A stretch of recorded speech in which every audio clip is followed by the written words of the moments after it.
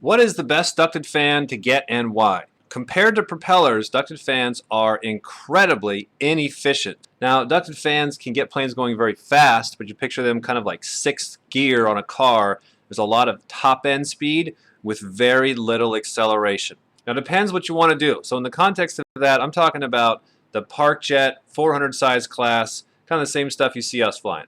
Now, within that class, the most popular ducted fans would be the 55, 64, 70, and even up to 90 millimeter ducted fan. So let's look at those and settle on what sounds good.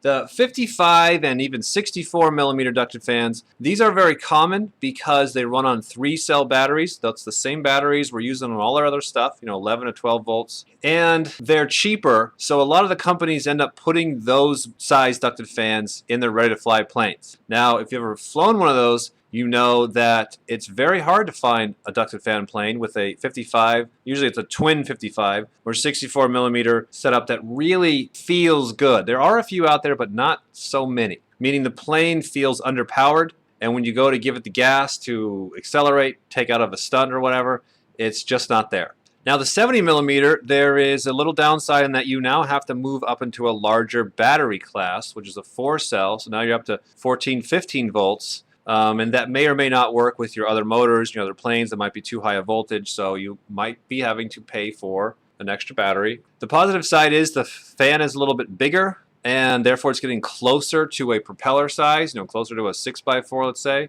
And now you've got some acceleration. You've got quite a bit of top-end speed, but more importantly, there's acceleration there. And it can fly a really large plane. A 70 millimeter ducted fan can fly a 30-ounce plane, no problem, with plenty of power and acceleration left over.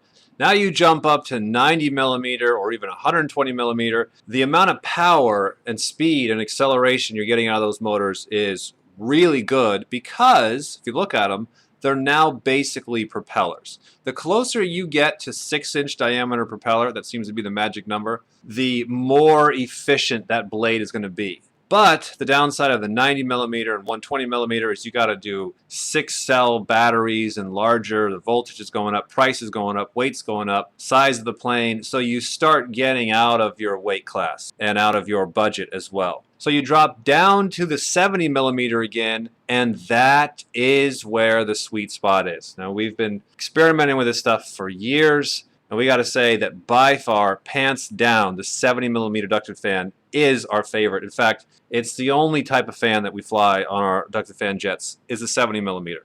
So my advice, stick with the 70 millimeter ducted fan if you're ducted fan shopping.